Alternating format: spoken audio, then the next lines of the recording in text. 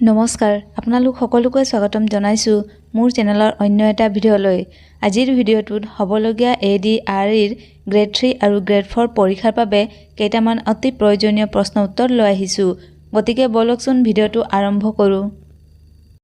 প্ৰথম প্ৰশ্নটো হৈছে সূৰ্যৰ আটাইতকৈ ওচৰত থকা গ্ৰহ কোনটো?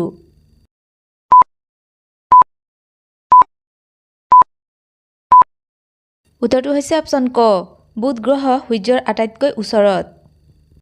২ নম্বৰ প্ৰশ্নটো হৈছে সূৰ্যৰ পৰা পৃথিৱীৰ গড় দূৰত্ব কিমান?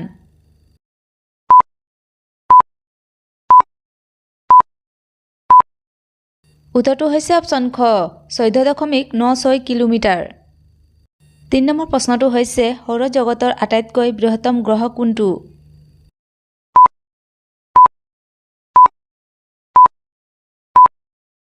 উত্তৰটো হৈছে অপচন ঘ, বৃহস্পতি সৌৰজগতৰ আটাইতকৈ বৃহত্তম গ্ৰহ। ৪ নম্বৰ প্ৰশ্নটো হৈছে দূৰবীক্ষণৰ সহায়েৰে আৱিষ্কাৰ কৰা সৌৰজগতৰ প্ৰথম গ্ৰহ কোনটো?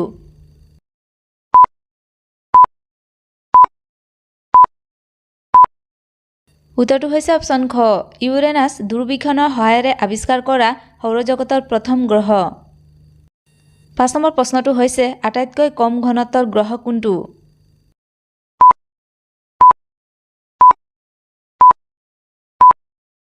উত্তৰটো হৈছে অপচন ক, শনি গ্ৰহৰ ঘনত্ব আটাইতকৈ কম। ৬ নম্বৰ প্ৰশ্নটো হৈছে পৃথিৱীৰ যমজ বুলি কোনটো গ্ৰহক কোৱা হয়?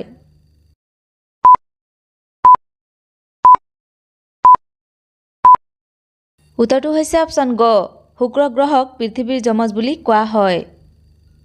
৭ নম্বৰ প্ৰশ্নটো হৈছে সৌৰজগতত অস্থায়ীভাৱে ভুমুকি মৰা উজ্জ্বল ভাস্পপিণ্ডবোৰ কোনটো?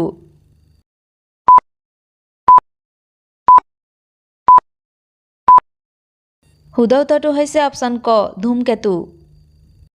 ৮ নম্বৰ প্ৰশ্নটো হৈছে ১৮৪৬ চনত ফৰাচী বিজ্ঞানী গণিতজ্ঞ উৰবেন লেভেৰিয়াৰে আৱিষ্কাৰ কৰা গ্ৰহ কোনটো?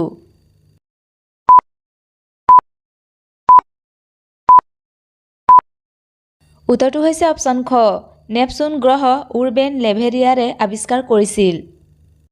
৯ নম্বৰ প্ৰশ্নটো হৈছে পৃথিৱীয়ে সূৰ্যৰ চাৰিওফালে এপাক ঘূৰিবলৈ কিমান সময় লয়?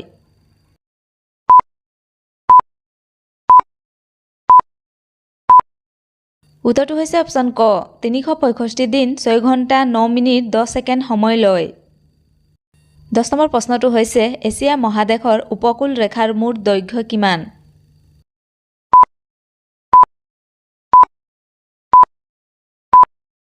উত্তৰটো হৈছে অপচন ক, প্ৰায় ৫৮,০০০ কিলোমিটাৰ।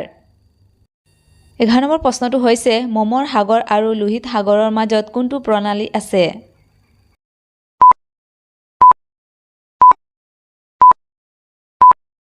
উত্তৰটো হৈছে অপচন খ, বাবেল মানডেব প্ৰণালী আছে।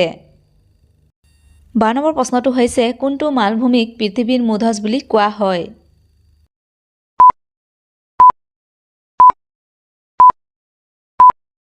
উত্তৰটো হৈছে অপচন ঘ, পামিৰ মালভূমিক পৃথিৱীৰ মূধচ বুলি কোৱা হয়।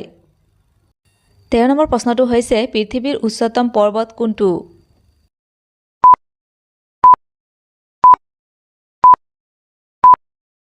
উত্তৰটো হৈছে অপচন গ, হিমালয় পৃথিৱীৰ উচ্চতম পৰ্বত।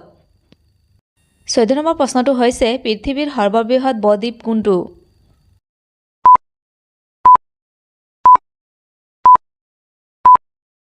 উত্তৰটো হৈছে অপচন ক, সুন্দৰবন পৃথিৱীৰ সৰ্ববৃহৎ বদ্বীপ।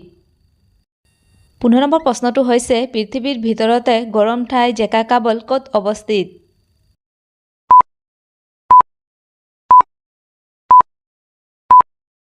উত্তৰটো হৈছে অপচন ক, পাকিস্তানত পৃথিৱীৰ ভিতৰতে গৰম ঠাই জেকা কাবল অৱস্থিত। ১৬ নম্বৰ প্ৰশ্নটো হৈছে ইংলেণ্ড আৰু স্কটলেণ্ডৰ মাজত কোনটো পৰ্বত অৱস্থিত?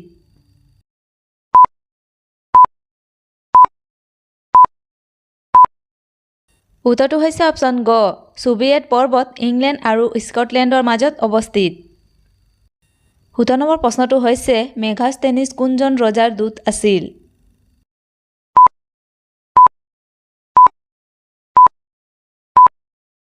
উত্তৰটো হৈছে অপচন খ, চেলিকাছ ৰজাৰ দূত আছিল। 18 নম্বৰ প্ৰশ্নটো হৈছে কোনখন ঠাইত অশোকৰ ৰাজত্ব নাছিল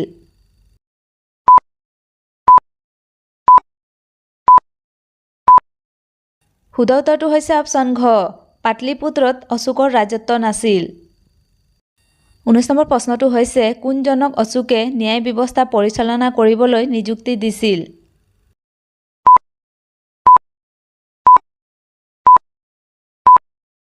উত্তৰটো হৈছে অপশ্যন গ ৰাজুকাক অশোকে ন্যায় ব্যৱস্থা পৰিচালনা কৰিবলৈ নিযুক্তি দিছিল 20 নম্বৰ প্ৰশ্নটো হৈছে হুমায়ুন আৰু শ্বেৰ শ্বাহৰ মাজত দ্বিতীয় যুদ্ধ কিমান চনত হৈছিল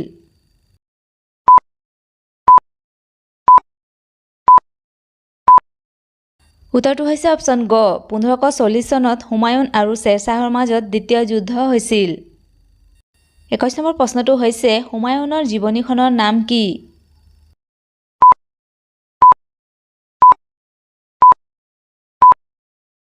শুদ্ধ উত্তৰটো হৈছে অপশ্যন গ হুমায়ুন নামা